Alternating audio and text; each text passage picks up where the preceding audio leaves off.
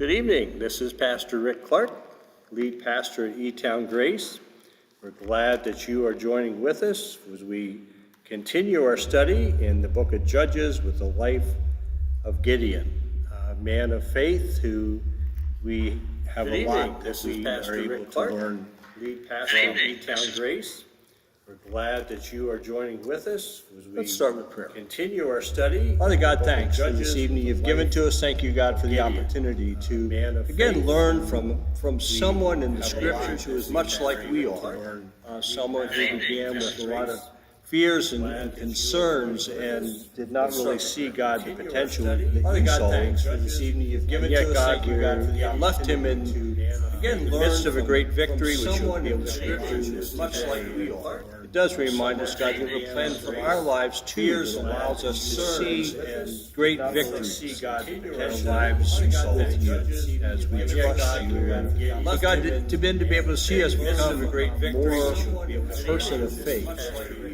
As we trust you for things that you ask us to do, call us to do. Great victory. God, I just pray that for this evening, as we have this time to share together, God, and lead and direct us and think through these scriptures and think through, God, what happened in the life of Gideon and what that looks like in our lives as well. God, I just pray to give you praise and thanks for all those things. To share together, God, and lead and direct us and think through these. I didn't think about the fact that I probably should put the questions that we go through, I can put them up on the website so that people who are watching on the website don't actually have the questions ahead. So if I remember to do that, I'll put these up so that you can have them to look at as well. In fact, I probably should put these questions, maybe help you and put them up on questions or seeing the questions who are watching kind of website so you don't actually have the questions ahead. Probably a strange question. The first question, what food do you crave now or have recently looked at as well? Desserts.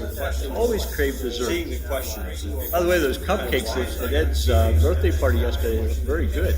Probably a strange question. The first question, way too much sugar crave now or have recently but they what's that? Desserts. No COVID. Always crave desserts. By the way, those cupcakes at Ed's birthday party yesterday were very good. Probably strange. I didn't eat one today. Way too much sugar. It's a hard question, but I guess once I realized the strawberry pies were out, because you had COVID and strawberry pie, when the one was gone, I kind of was waiting. The next week we would get down and pick up another one. Did that for about 3 or 4 weeks. I don't even know if they make them anymore because I don't know how easy it is to get strawberries these days. That was definitely one of those things. When one was gone, I kind of tasted it. The next week we would get down and pick up another one. When you were a kid at school playing on the playground, someone was picking team. You picked first or last or somewhere in the middle. Strawberries these days. That was definitely one of those things. Pick the boys before the girls. That is probably true for the most part. When you were a kid at school playing on the playground, someone was picking team. Where you want to be first, last, a little bit more some of the athletic ones, maybe. Pick the boys before the girls. That is probably true. Did it make you feel any better? Just you just thought, okay, this is the team I'm on. You were probably one of the guys that got to pick the team. Athletic ones. No? Maybe. Okay. What's that? That is probably true. Did it make you feel any better? Yeah. I was usually left more towards the end. Probably one of the guys that got skinny, tall, skinny kid team, but he really wanted anything to do with. So, like you said, when they picked the boys before the girls, I'd always get picked before they started picking the girls. But as far as the guys, I always felt like I was usually just as good as any of the rest of them. But nobody else saw it that way. Wanted anything to do with. So. How often do we, like you said, compare ourselves with other people in a lot of areas? It could be, as far as the guys, as kids, it was with sports. The older we get, we kind of nobody else saw it that way. I don't know. It seems like we never lose that comparison game, do we? We're always trying to keep up with the Joneses, so to speak. That's never something that Cindy and I ever had a real interest or concern about. But you certainly see it, somebody gets a fence and somebody else wants a bigger fence, and somebody else gets a car, and somebody else wants a newer car, and then somebody else wants 2 new cars, and somebody has a camper, and somebody wants another new camper. Do you ever win the comparison? You certainly see it, somebody gets a fence and somebody else gets a bigger fence, and somebody else gets a car, and somebody else wants a newer car. Some of them may feel like they do, depending on the more they have, but somebody that's really driven by that is just can never overcome that, can they? Do you ever win the comparison? How do you step out of that? Kind of in that. We left Gideon.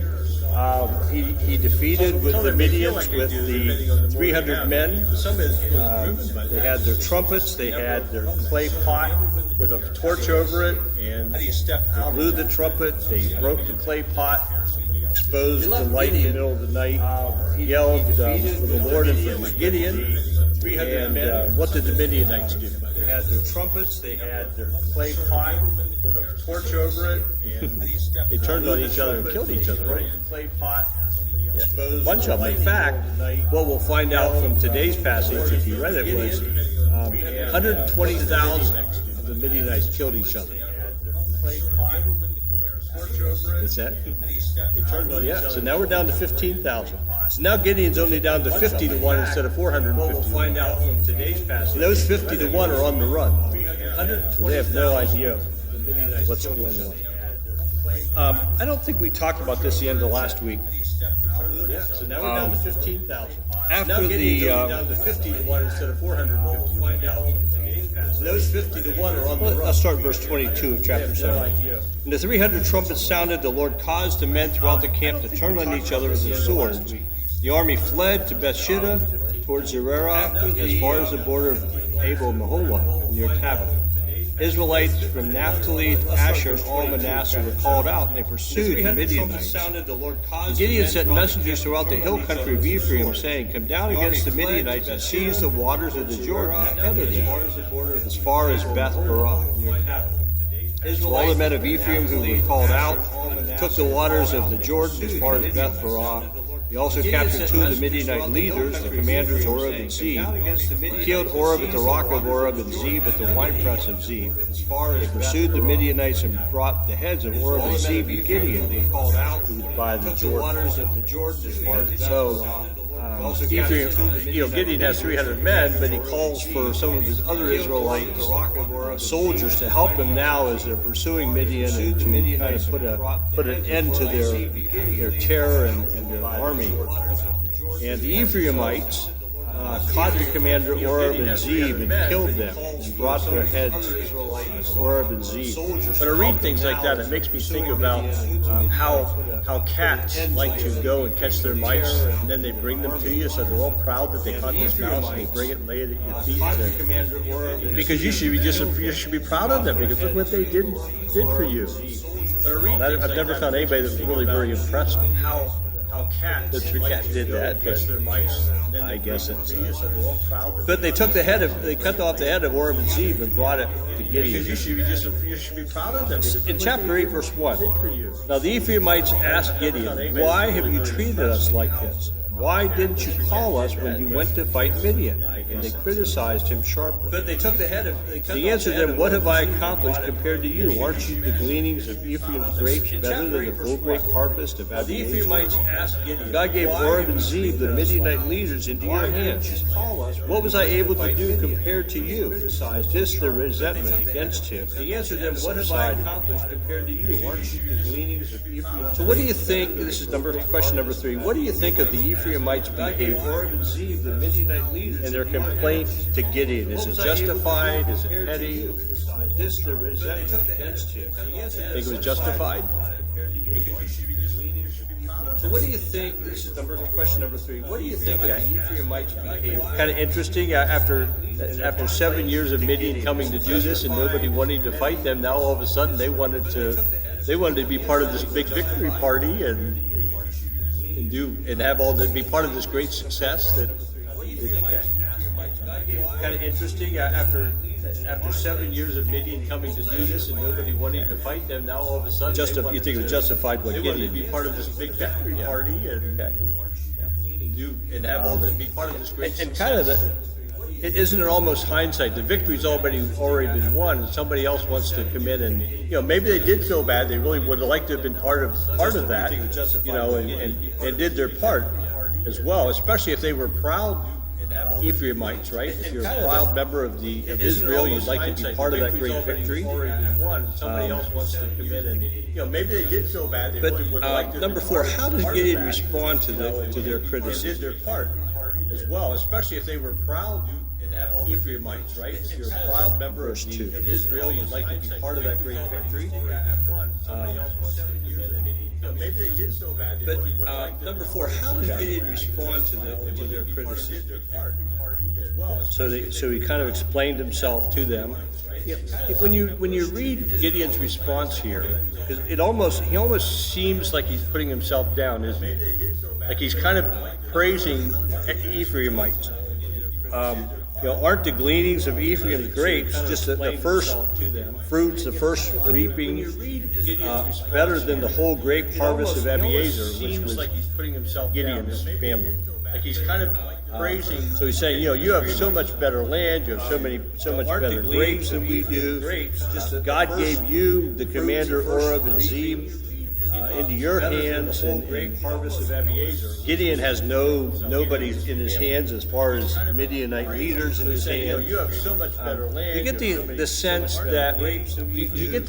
that Gideon might be giving some false humility to try to appease them. Your hands, and Gideon has nobody in his hands as far as Midianite leaders in his hands. And maybe he sincerely was trying to. You get the sense that Gideon might be giving some false appreciation for them. I just wonder, for me, and this is it is reading into it. Maybe he sincerely was trying to. If it's not Gideon trying to appease them in their anger, trying to kind of prop them up. He knows they're a proud nation or proud tribe. So he appeals to that pride to try to satisfy them. It is reading into it. Question 5 says, what strategy did Gideon use to appease the Ephraimites? Was it appropriate, diplomatic, or cowardly? They're a proud nation or proud tribe. So he appeals to that pride to try to satisfy them. Question 5 says, what strategy did Gideon use to appease the Ephraimites? Was it appropriate? Certainly appropriate if you don't want to end up fighting your brothers, right? So he appeals to that pride to try to Yeah. A little bit of cowardly, maybe.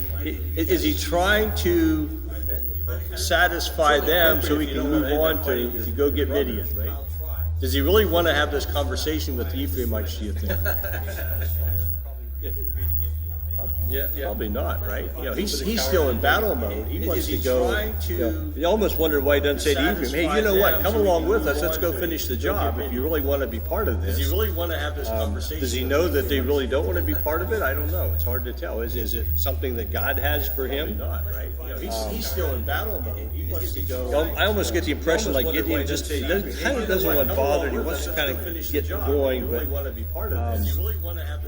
does he know that they really don't want to be part of it? Of course, we got to remember what we're going to find out later in chapter 8 is that Gideon's very tired. They've been up all night. He didn't sleep. He went down, heard the dream, came back and got his troops together, went to the camp of Midian, started the battle. They've been running all night and all day, no sleep, no food. What we're going to find out later in chapter 8 is that Gideon's very tired. How do we become when we become a little tired and heard the dream, came back and got his troops together, went to the camp of Midian, started the battle. We become angry. Yeah. No sleep, no food. The Snickers commercial. Yep. I think Gideon's very hangry here, and he doesn't want to get involved with Ephraim, but he knows he's got to finish the battle, and so he kind of, I think, maybe appeases them a little bit. Could be diplomatic. Yeah. I think whether it's diplomatic or appropriate. Cowardly probably is not the right word, but he knew what he had to say to move on. He knew what he had to say to satisfy the Ephraimites. So I guess that might be diplomatic. That's kind of like the political way, isn't it? You know what to say to somebody in order to kind of get them to He knew what he had to say. not be as He knew what he had to say. angry. So at this, their resentment against him subsided. They were satisfied with the answer that he That's gave. kind of like the political way, isn't it? Let's look at verses 4 through 7. So Gideon and his 300 men, exhausted yet keeping up the pursuit, came to the Jordan, crossed it, said to the men of Succoth, "Give my troops some bread. They are worn out. I'm still pursuing Zebah and Salmunna, kings of Midian." But the officials of Succoth said, Do you already have the hands of Zebah and Salmunna in your possession? Why should we give bread to your troops? Gideon replied, "Just for that, when the Lord has given Zebah and Salmunna into my hand, I will tear your flesh with its desert thorns and briars." The officials of Succoth said, Do you already have the hands of Zebah and Salmunna? So now Gideon's men have crossed the Jordan River. They're on the east side of the Jordan. There was 2.5 tribes of Israel that settled on the eastern part of the Jordan. When Midian came every year at harvest time, they probably came through the eastern part, but they may not have done as much damage in the eastern part as on the other side of the Jordan, like where Gideon lived. And because that was kind of like the first fruits of what they took. But there was a whole lot more on the other side of the River Jordan. So evidently they were maybe treated a little bit easier. So number 6, what did Gideon ask from the men of Succoth? That was kind of like the first fruits of what they took. But there was a whole lot more on the other side of the River Jordan. So they food, yeah, some bread. Evidently they hadn't eaten for a while. They're kind of hangry and need some refreshment to keep going. And so, I mean, the interesting thing is, some bread. Yeah, so I mean that's a very legitimate question. You expect your brothers to say, "Hey, yeah, okay, let's help you because look at what you've done. You've got the enemy on the run." And so, I mean, why were the men of Succoth afraid to help the Israelites in verse 6? Yeah, so I mean that's a very legitimate question. You expect your brothers to say, "Hey, yeah, okay, let's help you." For 7 years, they've come across and damaged their land and took everything that they had. Even if they didn't get it as bad as the other side, they knew what they were all about. And so, do you think, or what are, in some ways, for 7 years, they still fear the Midianites, don't they? Damaged their land and took what if they come back? Even if they didn't get it as bad as the other side, they knew what they were all about. You don't have Zebah and Zalmunna. You don't have the king. What if they, and it's kind of interesting when you think about it. Did they think Gideon maybe was going to quit? What if before he finished the job? Midianites are now back in their own country. You don't have Zebah and they go to Karkor. And so, do they think, okay, Gideon's going to give up? He's not going to go there and attack them. Did they think Gideon maybe was going to quit? 15,000 Midianites just ran by, and I only see 300 Israelites with Gideon. The odds don't look like they're in his favor very much. Okay, Gideon's going to give up. He's not going to go there. So the people in Succoth said, well, we know the Midianites are strong. We know what they do. You've given them a temporary setback. But what if they go and regroup and come back and wipe you out and everybody else? And if we helped you, we're all going to be wiped out. They kind of wanted to ride the fence. How good is it to try to ride the fence? We know what they do. You've given them a temporary with any setback to not take a side or a position. And wipe you out and everybody else. And if we helped you, we're all going to be wiped out. They kind of wanted to ride the fence. Okay, it's not good. How good is it to try to ride the fence with any setback? Okay. You're keeping your opinion to yourself, and you're not really expressing truly what you feel. You're trying to appease both sides of any type of a conflict or a situation. Really, you end up with two sides not liking you. Don't keeping your opinion to yourself. I mean, by sitting on the fence and saying, "Well, we're not going to do anything until we're sure you have," trying to appease both sides. Zebah and Zalmunna for a situation. We're not going to believe that that you really have the power here. And so, they caused Gideon to be mad at them. Because Gideon showed up, I'm sure if the Midians did come back, they would be mad at them. Every time we ride the fence is never a good situation. When I think about that, I think about, and I'm sure you remember this, in Revelation chapter 3, we're talking about the seven churches, the church at Laodicea. Never a good situation. Jesus wrote, "These are the words of Amen, the faithful true witness of the church at Laodicea. I know your deeds, that you're neither cold nor hot. I wish you were either one or the other, so because you are lukewarm, neither hot nor cold, I'm about to spit you out of my mouth." And the point of it is, even when it comes to spiritual things, isn't it? When we want to kind of ride the fence, we don't want to be hot or cold. We want to kind of please God, but we kind of want to please the things of the world or please ourselves, and we kind of ride that fence.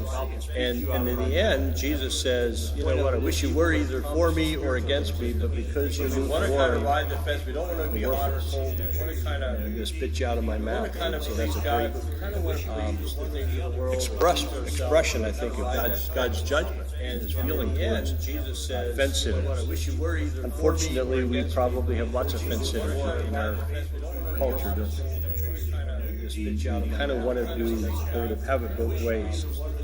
Expression, I think, of God's judgment and His feeling towards fence sitters.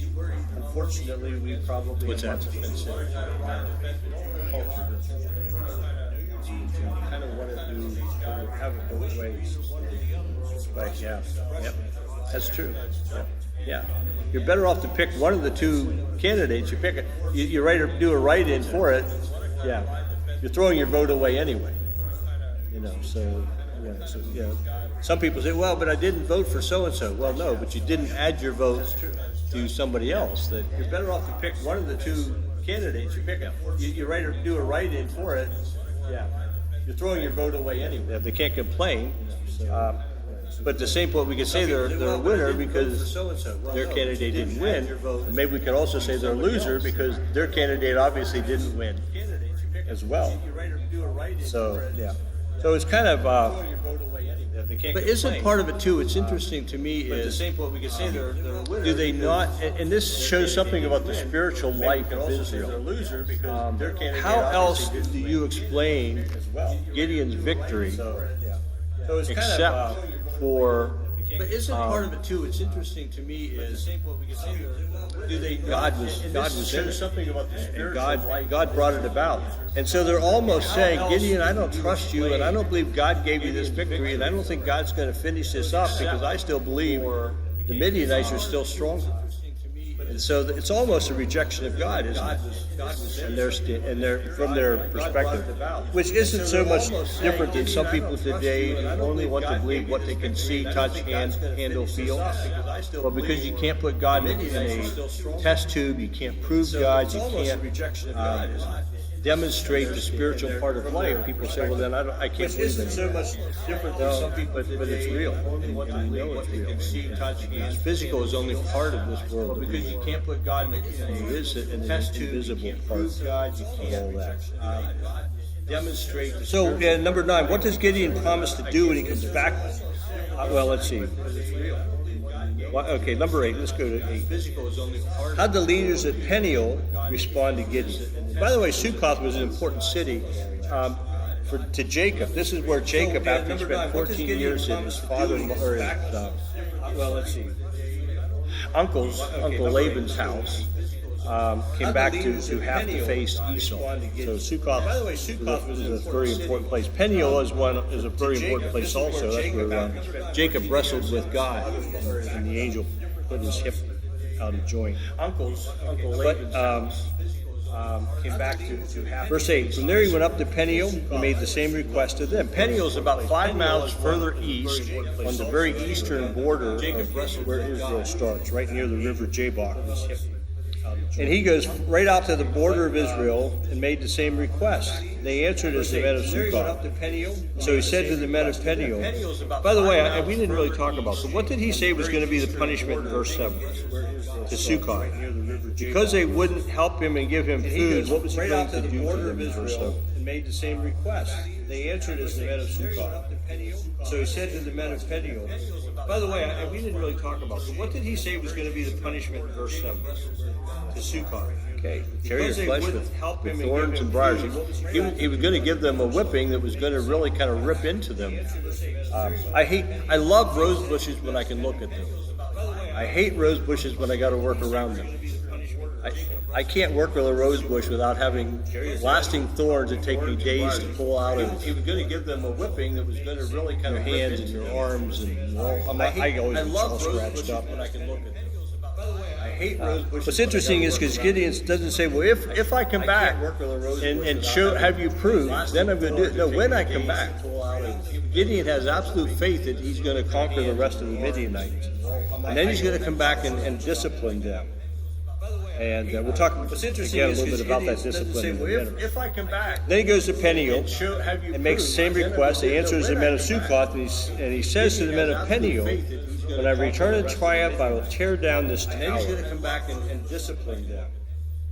And we'll talk again a little bit about that discipline in a minute. Then he goes to Peniel and makes the same request. So what's he going to do in Peniel, number 9? What did Gideon promise to do when he came back to Peniel? When I return in triumph, I will tear down this tower. And discipline them.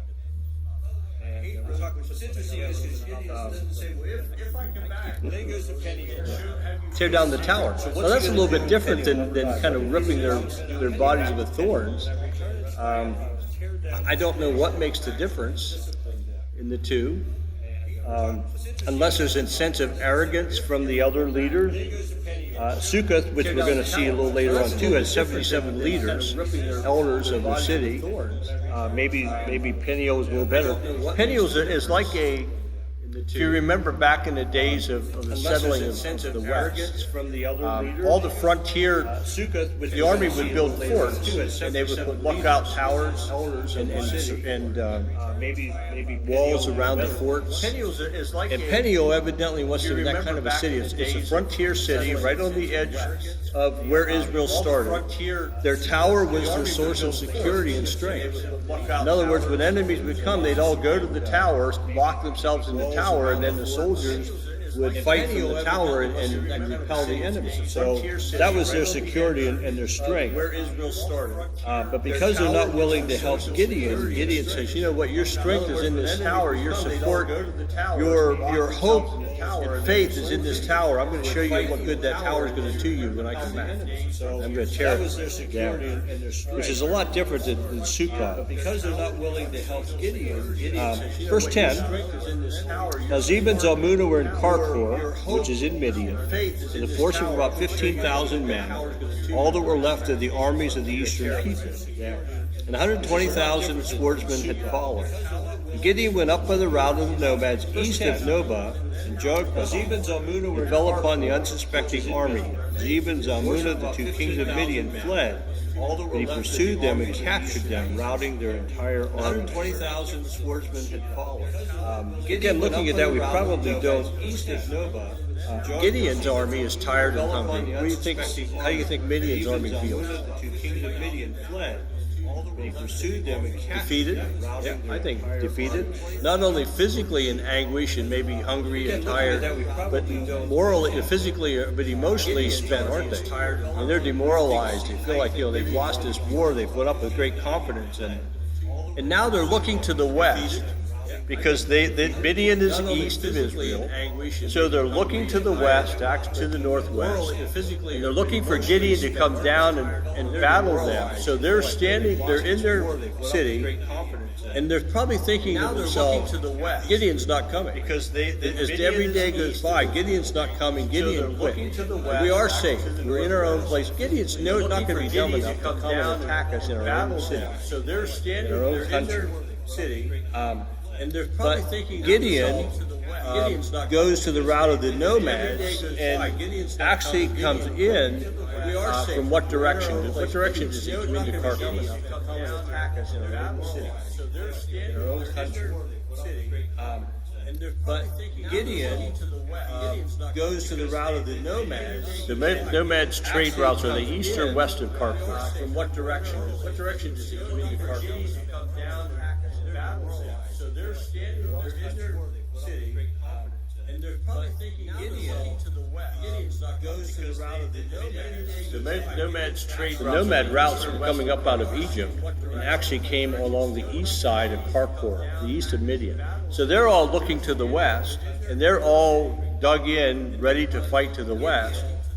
But all of a sudden, Gideon understands the best way to come in is to attack from the other side. You think he surprised them a second time? Side of Parkhor, the east of Midian. I think so. They're all looking to the west. They weren't expecting that. And so he was able to rout the army and took Zebah and Zalmunna, the two kings. They fled, but he pursued them and captured them and routed the rest of their army. Probably at that point they had quite a feast in the city. Expecting that. So he was able to rout the army, spoils of the war. And took Zebah and Zalmunna. We come to verse 13. Now he has the rest of their army. they're coming from Midian. Probably at that point They got this victory parade, but the only two that that it sounds like that they kept, everybody else they killed, was the two kings. So these two kings are shackled and on their way back to Israel. Now he has And Gideon, son of Joash, returned from the battle by the pass of Paris. And he caught a young man of Succoth and questioned him. And the young man wrote down for him the names of the 77 officials of Succoth, the elders of the town. Gideon, son of Joash, returned. You think it was an accident or coincidence that this young man from Succoth happened to meet up with Gideon out along the road? The young man wrote down for him the names of the 77 officials of Succoth, the elders of the town. Isn't it amazing? There is no coincidence and accidents with God, is there? Gideon, son of Joash. And so God has set this guy out, and didn't realize, I don't think this young man knew, but this young man knew who Gideon was evidently, and he listed names and addresses of the 77 leaders of Succoth. Why did Gideon need to know the names and the addresses of the 77 elders in Succoth? Didn't realize, I don't think this young man knew. What did he promise that he was young going man to knew do? who Gideon was evidently, and he listed names and addresses. He was going to whip them with the roses, right? With the thorns and tear their flesh. Doesn't necessarily kill them. Verse 15, Gideon came and said to the men of Succoth, here is Zebah and Zalmunna, about whom you taunted me, saying, you already have the hands of Zebah and Zalmunna in your possession. Why should we give bread to your exhausted men? So he says, oh, you wanted to see the hands of Zebah and Zalmunna. I did even better than that. I brought their whole bodies back. And here they are. And so who's in control of who here? Why should we give bread to your exhausted Verse 16, he took the elders of the town He says, oh, you wanted to see the and taught the men of Succoth a lesson by punishing them with desert thorns and briars. And here they are. And so who's in control of who here? Why do you think Gideon did that? Verse 16, Does that he sound took the elders of the vindictive town or vengeful? and taught the men of Succoth a lesson by punishing them Think with he was desert mad thorns at and them? briars. Do you think there's something else maybe that was part of it? Why do you think Gideon did that? Does that sound definitely wanted to teach him a lesson, didn't it?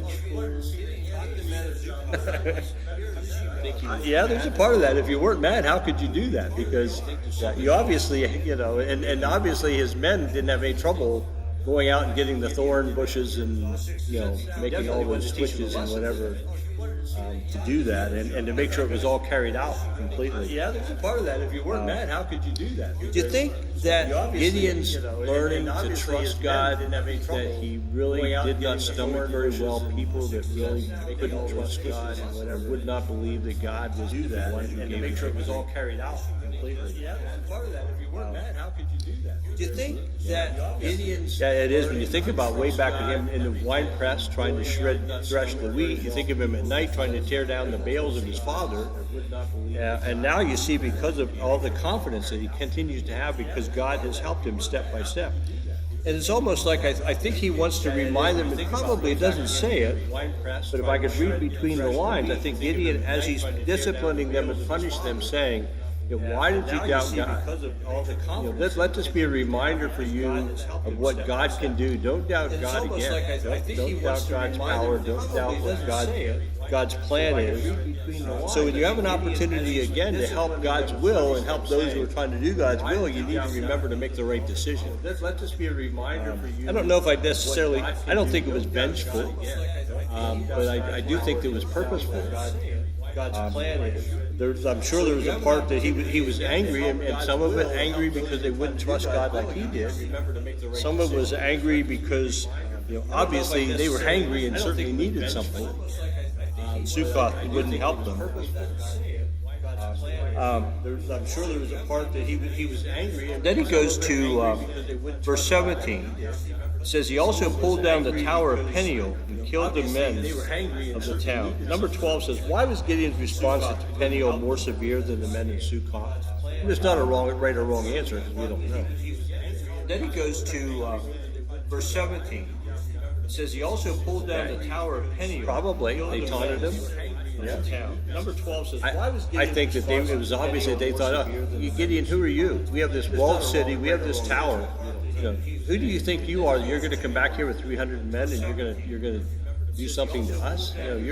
Gideon, you're crazy. They taunted him. We're well protected, and maybe their attitude. They thought, Gideon, who are you? We have this walled city. We have this tower. Towards Gideon was really kind of nasty and not too good.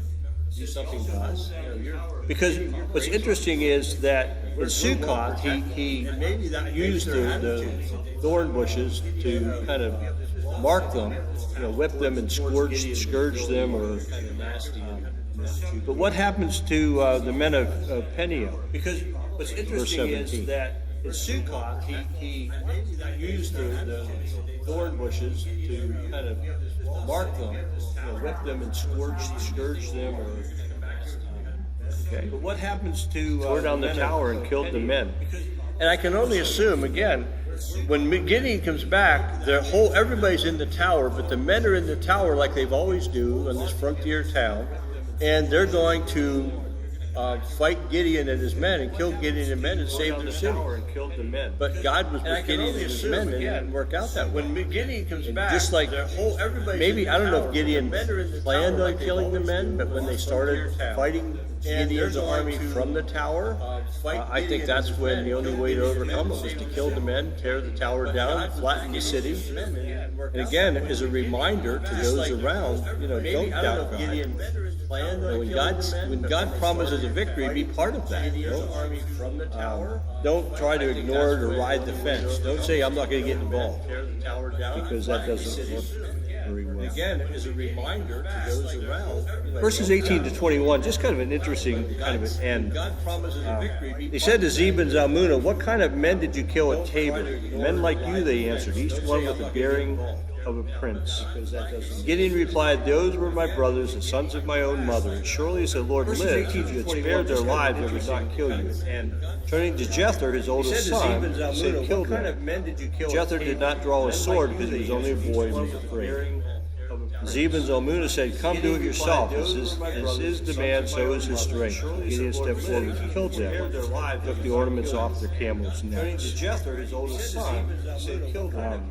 Jether did not draw his sword. There isn't anywhere else in Scripture that tells us about the Midians attacking Tabor. It must have been his family from what he was saying. Jether, his oldest son, didn't go to battle with him. We probably don't think about this much, but one of the greatest insults of a king or a great military person would be have a young teenager killed. Even in captivity, even though they're captive, they have no weapons, he would kill an unarmed person. Probably don't think about this. To them, to have Gideon, the great soldier who won this great victory, kill them, that was more honorable would be having this teenage boy do that. But for Gideon, he really wanted to humiliate him. He said, my teenage son's going to kill. But Jether couldn't do it. He probably had never killed anything in his life. I think that'd be a hard request to ask for a young person who's not battle-worn person to do. But then Gideon kills him. On the other, on the second half of the page, number 15, can we twist truth to make false humility or to appease another person? Thinking back to Gideon with the Ephraimites. Is it easy to twist the truth to kind of show a false humility? The second kind of half of the page, number 15. Can we twist Make somebody truth to happy? make false humility or to appease? Is it easy to say things sometimes to Thinking back, somebody, knowing what somebody wants to hear instead of what's true? is it easy to twist the truth to Sometimes. kind of show a false humility? Just to kind of half of the page, number 15. Can we Make twist somebody truth happy? to make false humility? Which is the second half of the question, is that really what God would want? Does God want us Knowing what somebody wants to keep the peace, or does God want us to speak truth? That's always kind of interesting. Sometimes show a false humility. Number 16, what does God mean when he tells us to speak the truth in love? Which is the second half of the question, is that really what God would want? Does God want us to keep the peace, or does God want us to speak truth? That's always kind of interesting. Okay, to be like him, What does God mean when he tells us to be kind and compassionate in what we say. the second half of the question, is that really what God Does that give us the right to change the truth? to keep the peace, or does God want us to speak truth? It really doesn't, it doesn't. He doesn't say make the truth adjustable just so you can set, so it sounds lovely. Kind and compassionate. Not really what he's saying, is it? Does that give us the? But does that speaking give us the right to truth, change the truth. In love means that we're speaking the truth in a way that looks out for what's He best doesn't for say the other make person. the truth adjustable, But just it's so you never, can set, so it sounds lovely. Never compromising the truth. Sometimes we think, well, if you're going to speak something in love, you're probably going to have to say something somebody else wants to hear, not necessarily what they need to hear. in a way that looks out for what's But if best. we're going to speak the truth, we need to speak what people need to But hear it's never in a way that they need to never hear. compromising the truth. Number 17, is there a difference between justice and revenge? You're probably going to have to say something somebody else wants to hear, not necessarily what they need to hear, in a way that looks out for what's But best. if we're going to speak the truth, we need to speak what people need to hear in a way that they need to hear. Number 17, is there a Justice difference is usually between justice and revenge? based on the truth, and revenge comes from anger.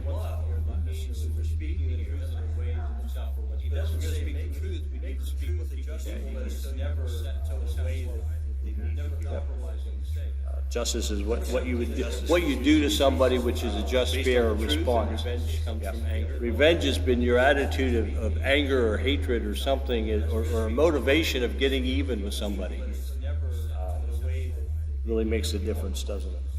Justice is what you do to somebody which is. A scale of 1 to 10, what number would you give yourself in handling Revenge has been criticism? your attitude of anger or hatred or something, or a motivation of getting even with somebody.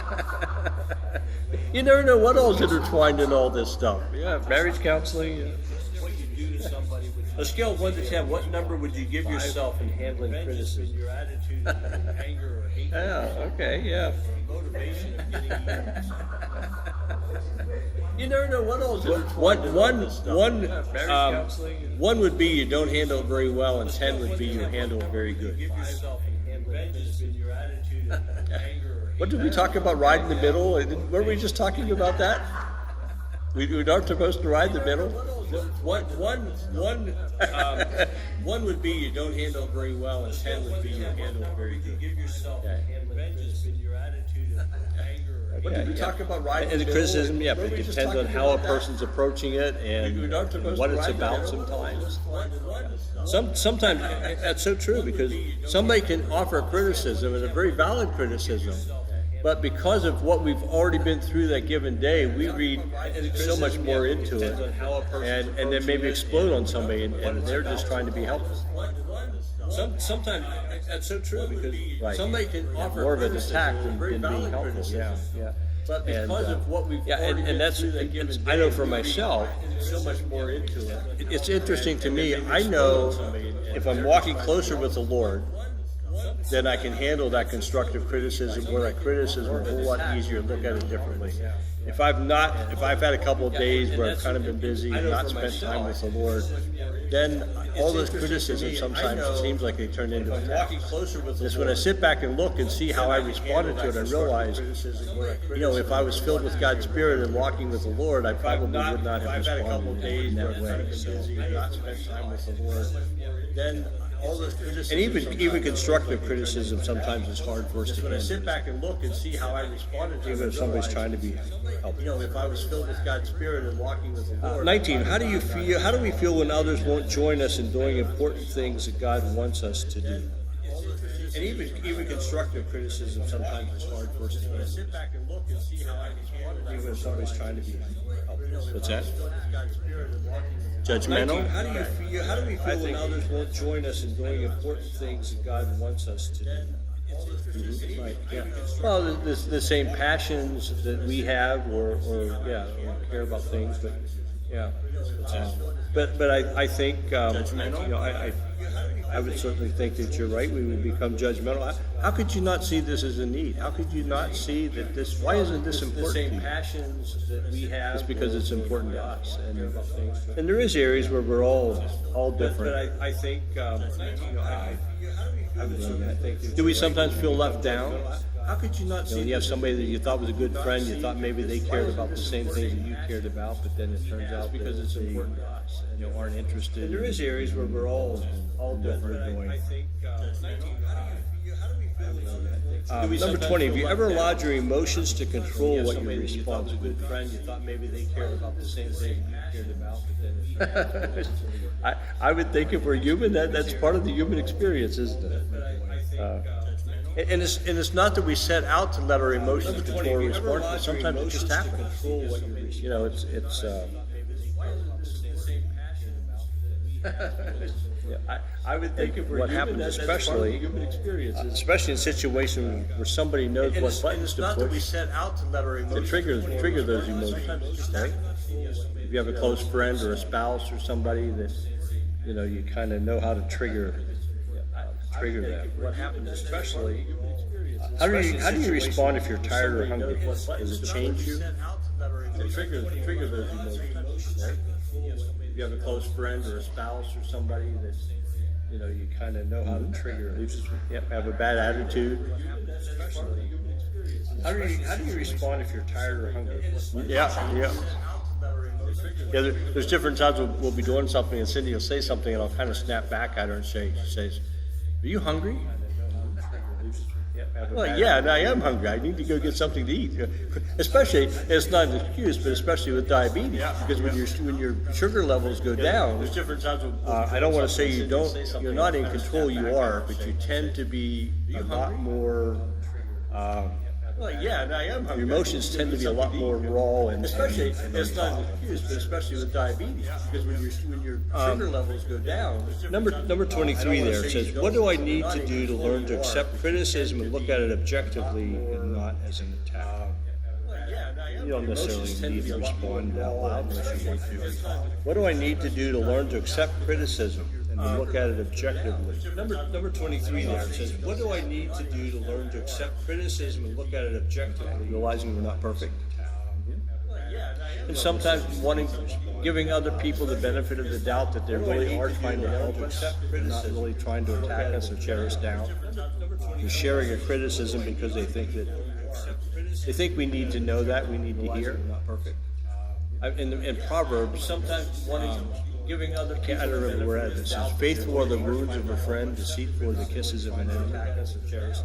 And it kind of fits into that criticism. Faithful are the wounds of a friend. Somebody that's willing to criticize you to make you better.